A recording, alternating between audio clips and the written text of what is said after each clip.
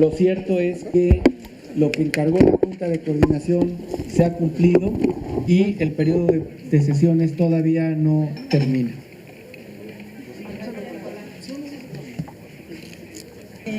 A ver, la primera, para que me aclare, dicen que sobre todo la bancada mexiquense está obedeciendo a una línea del gobernador Peña Nieto, que realmente es quien está manipulando ahí el asunto de la Ley de Seguridad Nacional. La segunda, los senadores ya dijeron que no van a avalar ninguna de las reformas que se haga aquí en la Cámara de Diputados. Y la tercera, con esta Ley de Seguridad Nacional, ¿no se nos estamos acercando a un país en estado de sitio, a un país que esté con el ejército encima sin tener una dictadura de hecho? Gracias. Muchas gracias. Le contesto las tres preguntas. El gobernador Peña Nieto es el líder político en el Estado de México de los priistas. Pero este asunto es un asunto que le corresponde a los diputados resolverlo. No solo a los diputados mexiquenses, sino a los diputados de las distintas fuerzas políticas. De tal manera que tratar de tergiversar un esfuerzo por regular la actuación de instancias de seguridad nacional, tergiversarlo tratando de llevar lucro político en una época electoral, es una absoluta falsedad que además demuestra que el interés no es analizar una propuesta legislativa, sino ver cómo se golpea a un posible adversario político. Segundo, nosotros en la Cámara de Diputados somos absolutamente respetuosos de nuestra colegisladora en la Cámara de Senadores. Ellos tienen una responsabilidad constitucional y nosotros tenemos otra responsabilidad constitucional. La propuesta que llegó aquí del Senado de la República en la minuta que contenía la llamada reforma a la Ley de Seguridad Nacional era una extraordinaria propuesta, pero insuficiente para resolver los graves problemas que tenemos en materia de seguridad interior. De tal manera que fue enriquecida y le tocará a los senadores, si es que se aprueba este predictamen, esta propuesta, le tocaría a los senadores, en uso de sus facultades constitucionales, poderla resolver y poder decidir sobre ella. Yo nada más le podría decir que nosotros aquí en la Cámara de Diputados siempre hemos sido respetuosos de no juzgar a priori cualquier iniciativa que surja de nuestra colegisladora. Lo hicimos así en la propuesta fiscal, dijimos que esperaríamos la iniciativa para podernos pronunciar. Estamos esperando que nos llegue una propuesta de reforma política que no conocemos, que bajo el argumento sería horrible y terrible para el país que tuviéramos que estar conociendo de antemano qué es lo que nos van a mandar para ver si estamos o no de acuerdo. Y sin embargo, con todo respeto, las vamos a analizar si es lo que le conviene a México y si es lo que le conviene al país. Le reitero, hay un respeto absoluto a la Cámara de Senadores y al ejercicio de sus atribuciones constitucionales. Y la tercera, está lejos de pensarse que en México podría haber un estado de sitio, cuando lo que se está haciendo en esta propuesta es reglamentar una atribución que hasta el día de hoy ha quedado libre y absoluta, con una enorme confusión para el país en materia de seguridad pública y seguridad nacional. La facultad constitucional la tiene el Ejecutivo en el artículo 89, fracción sexta.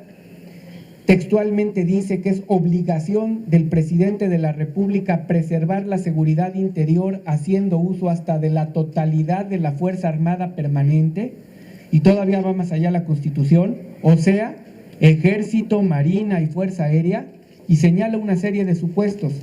Hasta el día de hoy, el presidente de la República ha hecho un uso absolutamente discrecional de esa facultad, generando enormes confusiones entre los temas que son de seguridad pública y aquellos que deberían de ser de seguridad nacional, y haciendo que los militares asuman funciones de policía para los que no están capacitados y genera graves violaciones a derechos humanos.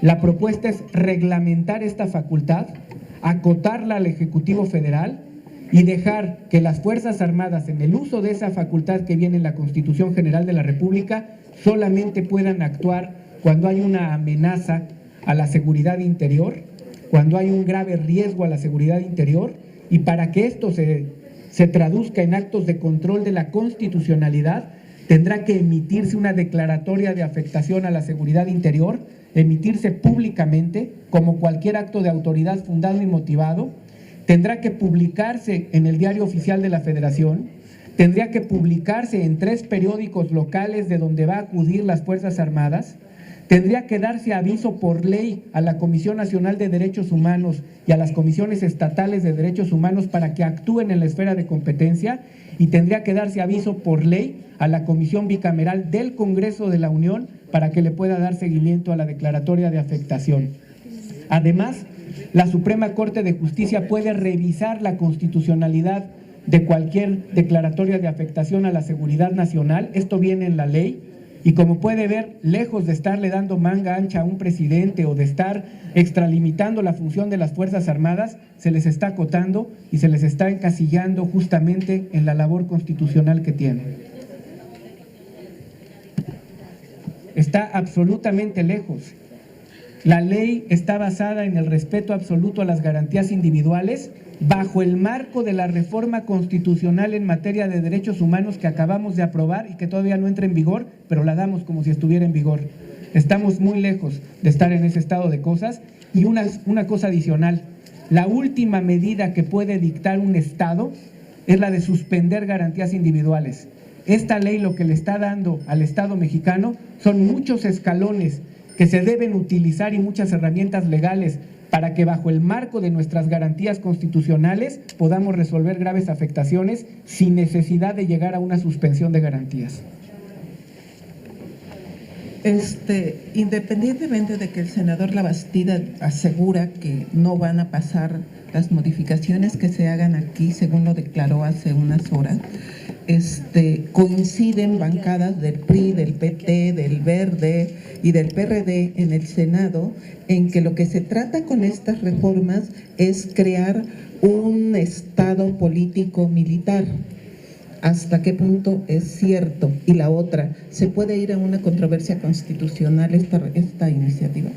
Bueno, lo primero que yo diría es que ojalá respetuosamente nuestros compañeros legisladores del Senado pudieran conocer el proyecto que todavía estamos discutiendo los diputados y que se está modificando. Se me hace difícil entender que alguien pueda pronunciarse, calificar y sentenciar una propuesta cuando ni siquiera se conoce. Yo esperaría que respetuosamente, como lo hemos hecho en la Cámara de Diputados, primero conozcan una propuesta, la analicen, la discutan y, si es el caso, ejerzan su facultad constitucional. Recuerdo mucho el asunto del IVA, del punto del IVA, de elevarlo del 15 al 16%, que hubo pronunciamientos de senadores diciendo que jamás pasaría una propuesta así y que al final, que conocieron los problemas que había en las finanzas públicas, terminaron aceptándola y votando a favor. Creo que es un precedente que nos genera a todos la certidumbre de que los temas se analizan y se discuten antes de sentenciarse o calificarse. Y por otro lado, desde luego que puede haber controversias constitucionales. Si la ley que se estuviera emitiendo, en su caso, que apenas se está discutiendo en diputados, tuviera una invasión de esferas de competencia de otros poderes, pero ese es un tema que francamente no está considerado, se está ciñendo escrupulosamente al marco constitucional, a las facultades que le da al Ejecutivo Federal en la materia la Constitución, a las facultades que le da al Congreso de la Unión en la materia la Constitución, el artículo 73 en diversas fracciones. La primera es la de mantener y levantar a las Fuerzas Armadas, sostenerlas. La segunda es en materia de salubridad general, que tiene competencia el Congreso de la Unión para dictar leyes y medidas en esta materia, en el Consejo de Salubridad General. Y la tercera, la facultad que tiene para expedir leyes en materia de seguridad nacional y marcar los límites a las investigaciones que se hacen sobre esta materia, de tal forma que estamos estrictamente en el marco legislativo y normativo mexicano.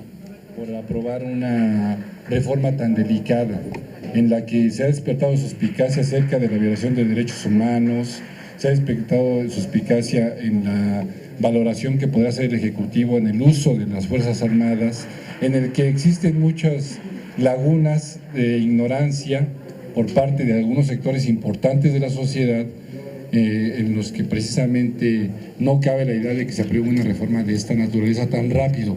Parece que van al vapor. Hoy el coordinador de su partido en la Cámara decía que de esta semana no debería de pasar la aprobación de esta iniciativa. Primero, ¿por qué corre tanta prisa si estamos hablando de un tema tan delicado y cuando se han pasado casi más de 4 años en los que el Ejecutivo ha hecho uso precisamente o abuso de estas facultades?